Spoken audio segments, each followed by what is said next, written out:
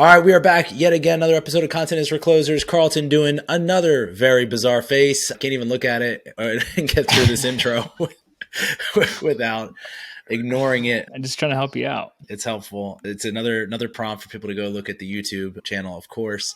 On today's episode, we're going to go through a few things. Quick couple notes, YouTube taking over podcasting. And then we have a very special guest, the GOAT, the legend, one Derek Rogers will be joining us to talk about a little paid media hack. If you're a small business, if you're trying to acquire customers, Derek has created this little system that has driven some pretty massive results for some of our clients. We're going to share the details with you here. But before we get to that, Carlton, any weird stories or anything bizarre you used to do as a child that we should dive into with the audience? I feel like I'm going to let the audience down if I don't have one, but I really don't have one that's top of mind. Of course, I could always dig one out of the annals of my history, but... The annals, that's a good place to start looking for that type of thing. Let's steer clear of that. But Derek, I don't know if you heard last week, Carlton told us this story, how he and his friends used to compress their chests after like breathing heavily, and then they would pass each other out. Did you do anything like that? No, absolutely not. I've heard that story too, though. That just jogged my memory a little bit, and I thought of another one if you guys want it. So right around Christmas time, there was these lights that they put along the lockers, and so we would take out some of the bulbs, and then you'd take your class ring and you'd see who could hold the longest, connecting the voltage from like one light to the next. And those class rings, man, that would give you quite a good jolt. Two instant reactions. One, I mean, you grew up in like the Hunger Games is the first thing. This series. Number two, didn't peg you for a class ring nerd. Like, my respect for you has gone down just a little bit. Didn't have you pegged there. I think they were just on the way out. Like, Justin's got like 3 more years probably. Justin. You know, like, because by the time I became a teacher, they would show up and it was just like everyone's like, oh, come on. At some point between like when I was in high school and then when I started teaching, they went out of fashion. So, did you have one, Derek? Did you have a class ring? No. Did you give your class ring to a lucky lady? Yeah, so she could wear it with a necklace, you know? What? Yeah, it's too big to fit on her finger. Wow. Yeah. Really? I did not have a Letterman's jacket, though. Well, that would have been cool. I wouldn't make fun of you for that. Yeah. All right. Well, that's your weekly update on Carlton's childhood. We'll come back next week with another marring story of some kind. But for this week's episode, before we get into the paid media stuff, I wanted to touch on YouTube. I made an announcement this week, and they've begun beta testing in the US a podcast page. So some of you should try this. If you go to youtube.com/podcast, some of you will have access to it and some of you won't, because it's not rolled out everywhere. But a pretty massive move for Google and for YouTube and for our industry, that they're sort of planting this flag. They only have a couple other dedicated landing pages like this. Gaming is one. I think fashion is another. And so the fact that they're pouring this much energy into the podcast page is pretty important. Basically, right now, it's just a pure discoverability tool. So if you go to it based on what you've watched on YouTube, based on, the user data you've given them, they suggest podcasts that you might want to watch or listen to. We've talked about internally and thought for a while that YouTube could become a much bigger part of the podcast space. And it's something that we need to continue to develop our own strategic thought on and for our clients as well. But what did you guys think when you saw this?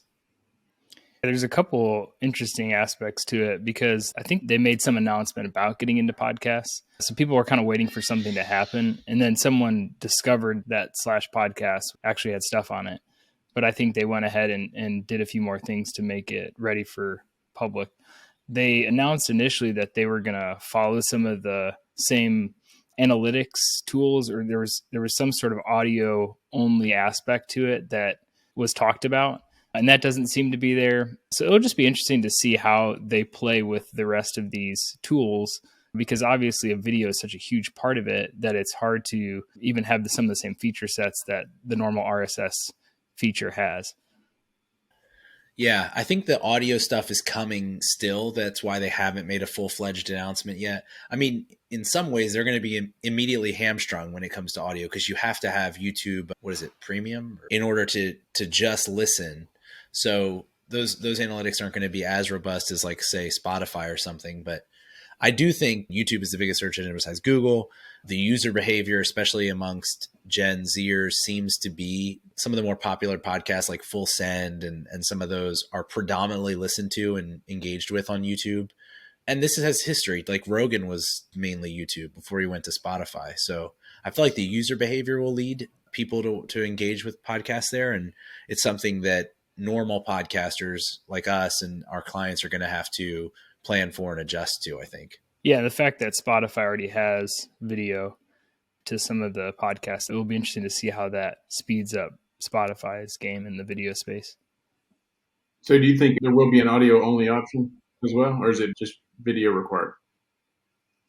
I guess the idea would be if it's playing by the RSS rules, then it would have to be. It would have to have an audio file, but I don't know how they would parse that. Today it's video, because you go to the discovery page, but YouTube has said they're going to provide audio analytics. So how many people are listening or whatever. And yeah, that's where I was saying you have to have premium or whatever to be able to use that function. So it'll be interesting to see, but I think it's a positive sign for the industry and something that a lot, like we're just going to need to layer on and become proficient at specifically that broadcasting on YouTube.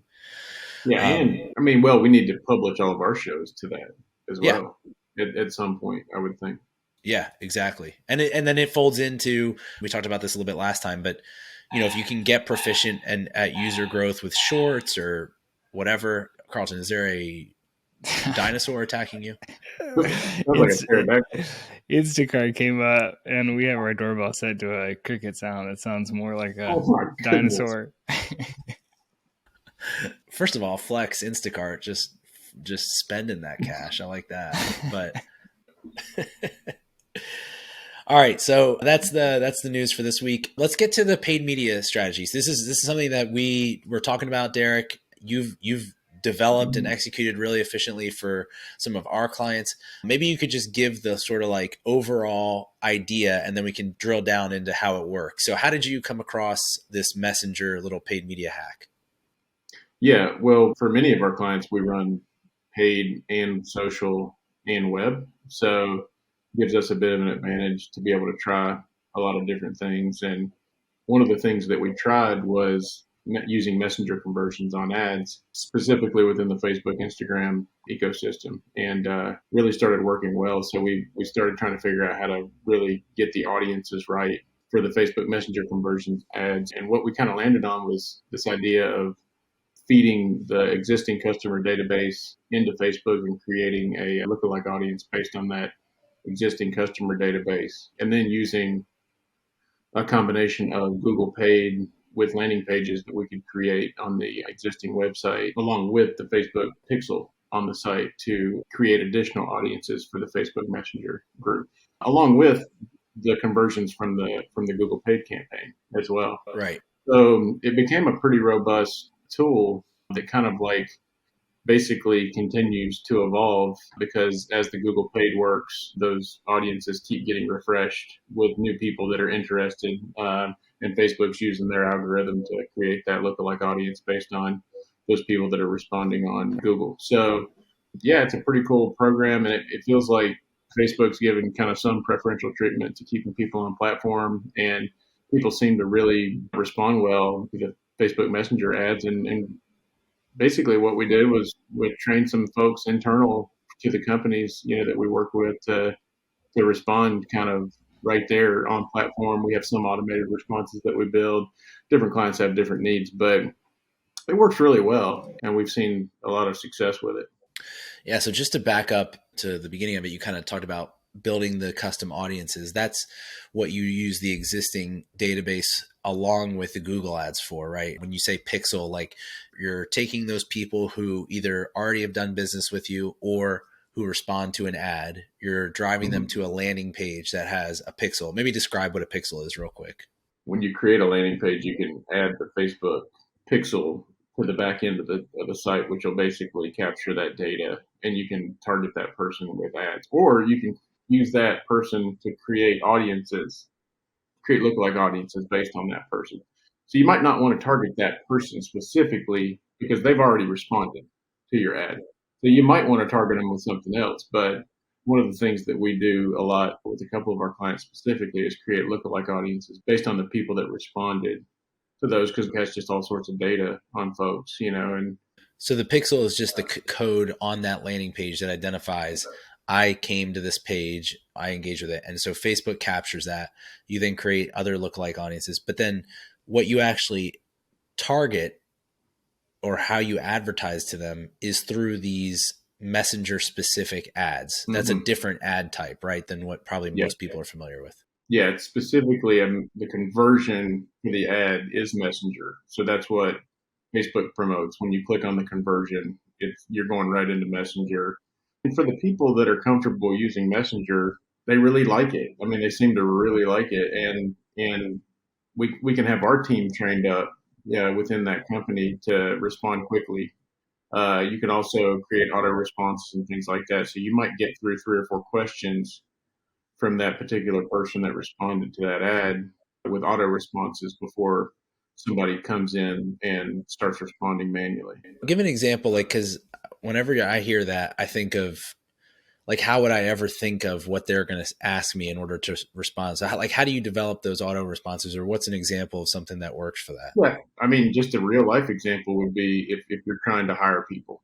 When somebody responds to the ad in Facebook Messenger, there can be like pre-written questions that you have in there that they can click on. If it's an ad for employment, for instance, then one of the questions could be, how do I apply? Okay. And if they click that, how do I apply, you could just respond. You could have a pre-written response that would actually send them right to the link on your site to apply for the job or whatever. Start pushing people directly through based on the auto responses. So they sort of self-select. It's not just one thing at the front where you have to guess what they might say. They self-select, of the options you give them. Yeah, you can write 2 or 3 different options that you might think they would be most likely to ask. And then when they get to the end of that, do they eventually have to fill out a form, or how do they get in contact with an actual human being at the end of that funnel? They're in contact with an actual human being the entire time on that funnel. Like at any point, the human can jump in and start chatting directly with the person. The auto responses can be helpful. If you're wanting to drive somebody to a link on your website to do something very specific, then that works well. What we kind of encourage a lot of our clients to do is get in there with the real human as quickly as possible, and start communicating with them. So how does that scale? If you're running ads, does that mean you have to have a person available 24 hours, or how have you seen that scale? Because like the recruiting client, for instance, they've had a lot of volume through this, right? Yeah, they've got people that respond kind of 24/7 because it's just become that important for them. But you can craft the auto responses in such a way where people will understand that you might be responding tomorrow morning at 8 a.m. or something like that. That's just a decision the company would have to make. We generally help kind of craft that and make our suggestions. But at the end of the day, you're trying to get a conversion. You're trying to get somebody to talk to you about whatever it is you're selling or whatever it is you're trying to get them to do. And we found it to be a super effective way to start that dialogue. I think it's cool because it takes the entire internet, and technically the entire internet is your oyster, is your target in some ways. I mean, and it boils it down to a one-to-one conversation. There's almost no other ad type that allows you to do that so quickly. Someone could go from never having heard of you before at all, and someone they know maybe interacts with an ad, and now they get caught up in the net and Facebook, and you're doing a messenger ad with them. So it's pretty cool. Carlton, you jump in here too, but when it comes to best practices for these ads, if someone was going to try to go make these ads, what have you guys found that is helpful or that has worked more than others? I'm thinking like, creative types, imagery, graphical elements, anything like that has worked specifically for the messenger ads? So to some degree, that if you put a certain offer or you make a certain claim, that people are going to be more likely to have a question that follows it up. So that's a way that you can play into that logic, is trying to maybe leave a little bit of the details out of the ad so that people will then see the call to action and respond to it that way.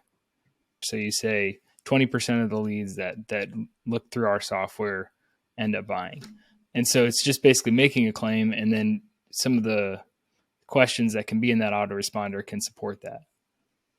And what about visually, Derek? Is there any, I remember we toyed around with different formats initially. That was months ago. I'm sure you've honed that a little bit. And one of the things that we're seeing a lot is just simplicity seems to really work. It's like almost like the more simple the ad is and the more flat the design is, it seems to convert better. That's what we've been kind of just rolling with, for quite a few of our clients that we're doing this for. It obviously would change potentially depending on the industry and the client, and what it is that they're selling. But you know what? We tried 25 different ads, before we landed on what really was working. And then we just kind of like kept going with it. We A/B tested. We did so many things. We did carousel. We did video. We did image. We did everything. At the end of the day, we found kind of what works for each of these clients, and then we keep tweaking it. And then as you continue to do it, you've got more data. You can see exactly what your cost per messenger conversion is and how that's changing week over week. And we basically look at it on a 7-day kind of rolling average. We see what that cost per acquisition is, and we can kind of make little tweaks and see what moves the needle and things like that. So yeah, it's a good program. So when you say flat, you mean that's image ad types versus like carousel or video or any. Yeah, I was going to say a lot of it comes down to the fact that a lot of people are viewing these on their phones or in a window that has a lot of other things going on, like left sidebar, right sidebar. So by the time you have like an image that's got a lot of detail to it or has a lot of depth to it, it might be a cool looking thing, but unless that person saw it full screen, it wouldn't get the message across in a split second. So by like simplifying it and having vector art that's maybe has a few components to it and just large, whether it's colorful or large text or large symbol of some sort, that comes across better than having a really complex scene where something's going on in it. Yeah. So I know we do this for one of our clients that's in the home services business, and it's been massively profitable. I think we earned back a year's worth of investment over their first month with the amount that they were able to earn. You're also doing it when it comes to recruiting people for a truck company. You don't have to say who if you don't want to, but how can you give some idea of numbers, like how many people you've been able to recruit or something? I just want to give people an idea of scale of how this could work.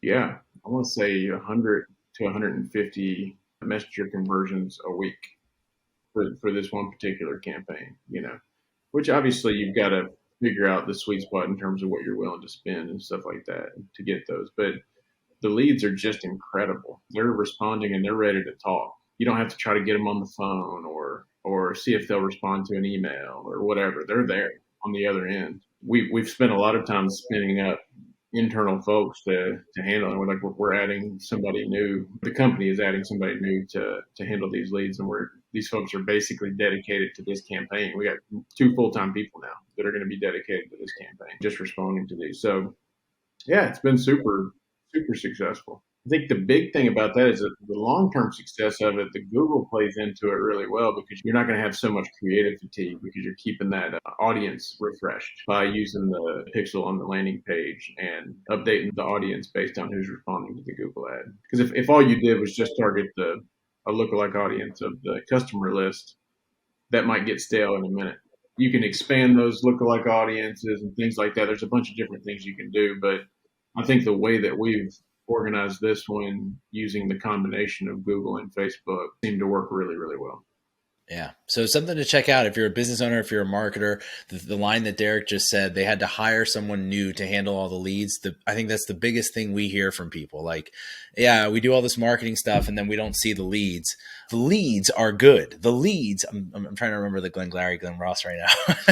I think it has some profanity in it, but that problem can be solved if that's one of your problems through trying something like this. So if you're interested in it for the next, let's say for the first 2 people that we really can't do a ton of these because it is a little bit labor intensive. So if you're interested in it, reach out and we'll probably add 2 more of these clients over the next little while here. If you're listening to this in a couple of years, this is probably probably taken off into its own massive business and you're too late. So get on this as soon as you can.